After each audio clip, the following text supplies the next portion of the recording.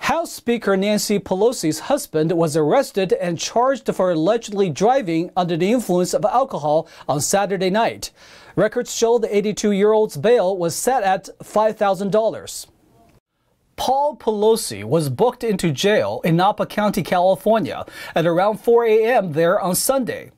He was released 3 hours later and charged with driving under the influence of alcohol. He was also charged with having the blood alcohol content over the legal limit. Both are misdemeanors. Napa County is located in California's Bay Area near San Francisco, the district that Speaker Pelosi has represented for decades. A spokesperson confirmed that Pelosi's office was aware of the reports, but told news outlets she won't be commenting on the incident. The spokesperson said that Pelosi was on the East Coast at the time of the arrest. The governor partnered with New Zealand's Prime Minister to tackle climate change. The purpose is to build a stronger framework for economic cooperation and trade. Prime Minister Jacinda Ardern and Governor Gavin Newsom exchanged copies of memorandums of cooperation on Friday. The two signed a deal to cooperate on climate change. Well, of course, the cooperation agreement that we've signed today, you see that very strong focus on environmental issues.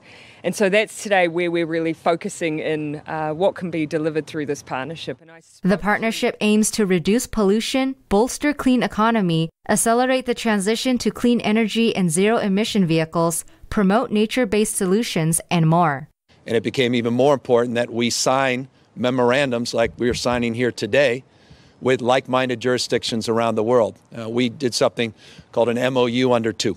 The deal will foster collaboration, sharing of information, and emission-reducing research on climate projects. But not everyone is on board. Indiana Attorney General Todd Rokita and 14 other states filed an amicus brief on May 24th. They argue that federal courts should hear California's common law nuisance claims against fossil fuel energy companies rather than state courts. The state's goal is to stop California from using state courts to impose climate change policies on all other states. In a news release, Rokita said, "It is absurd to enable a single state's judiciary to set policy on a global issue that affects all 50 states." And a California court's finding against the energy companies would require the companies to change the way they operate, not just in California, but everywhere in the world they do business. A panel of the Ninth Circuit U.S. Court of Appeals recently ruled that California courts can make the decision. But the U.S. Supreme Court has shown precedent that interstate lawsuits are a federal matter. Los Angeles County is responding to the baby formula shortage. One of the LA supervisors said the county will work to distribute the formula to families and babies who need it. Los Angeles Supervisor Hilda Solis announced that the county has purchased $750,000 worth of baby formula to fight the current shortage. In a May 27th statement, she said she knows that many parents and caregivers have been worried and anxious due to the shortage of baby formula. Solis said the first shipment is expected to arrive next week. She added that the county will work with nonprofit agencies, health clinics, and through the county's food distributions to ensure families and babies most in need receive it. Food and Drug Administration officials have warned that supplies will not return to normal levels until July. The closure of one of the nation's largest manufacturing plants due to contamination sparked the shortage. The state's energy prices, which are already quite high, are likely to get higher. The ever-increasing drought could put a huge strain on hydropower, cutting it almost in half. The Energy Information Administration, or EIA, said on Thursday that energy prices may increase by 5%. Government data shows that California already has the second highest residential energy prices. Only Hawaii is more expensive. Additionally, state energy officials warned that the state may lose power this summer during heat waves and wildfires. They said the grid lacks capacity. The EIA said hydropower may only account for 8% of the state's energy this summer compared to the usual 15%. A far below average snowpack this year is not helping hydropower either. On top of that, the hydropower reduction may lead to a 6% increase in carbon dioxide emissions due to using supplemental natural gas. Memorial Day is celebrated throughout the U.S. to give homage to our fallen soldiers. NTD's David Lam goes on board a World War II monument to hear stories from veterans. Here in the Bay Area, it's an annual tradition for some to visit this USS Hornet ship. Now, for Memorial Day, locals came to honor the men and women who died risking their lives for the country.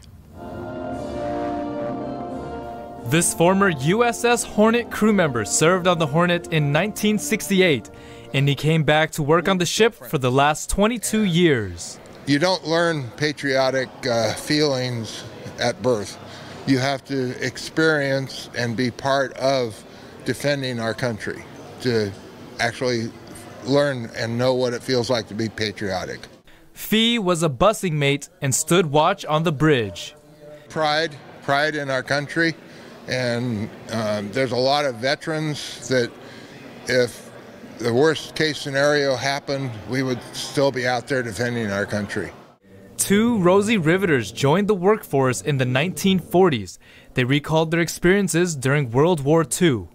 It was a 6-week course in engineering drawing, and I learned to read and to draw blueprints. And so I got a job at Kaiser Shipyard No. 3 in the engineering department as a draftsman. I worked on the actual blueprints for the ships we were building. She said she primarily worked with other teenage girls or military wives as the males went out to serve.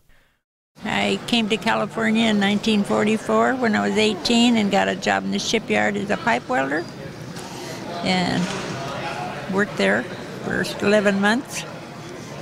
And I made $1 an hour during the week and $1.50 on Saturday and $2 on Sunday, and I got rich.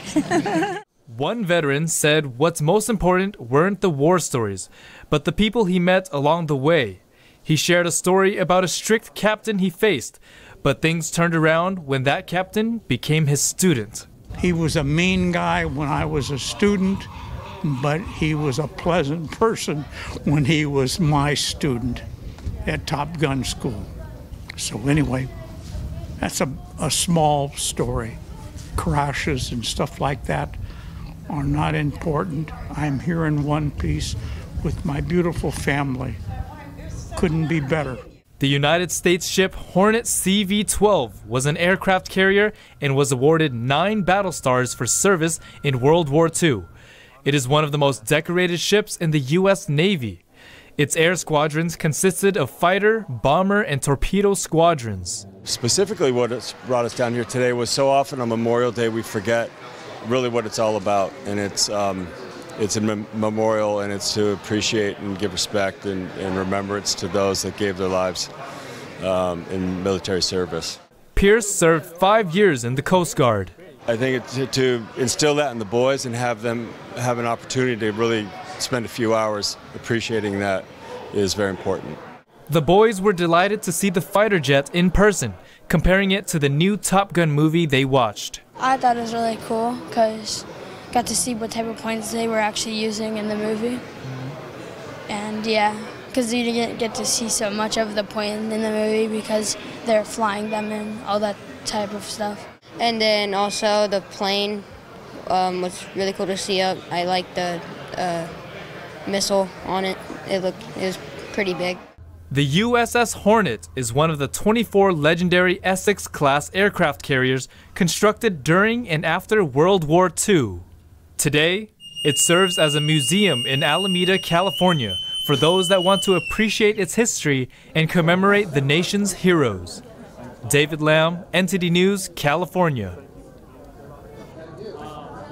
Six Flags Discovery Kingdom opened a new ride this past weekend. It features a spinning roller coaster and live reptiles. The new Sidewinder Safari Coaster officially opened to the public. Guests are taken in a spinning roller coaster that features real live encounters with various reptiles in a jungle-like setting. In a press release, the park's general manager said, "This unique combination continues Six Flags Discovery Kingdom's long legacy of promoting animal conservation through education and solidifies their place as the thrill capital of Northern California." The ride consists of 360-degree sideways spins, rapid strike drops, twists, and turns. Each car accommodates up to 4 people. There is 1,378 feet of track and is the theme park's 11th roller coaster.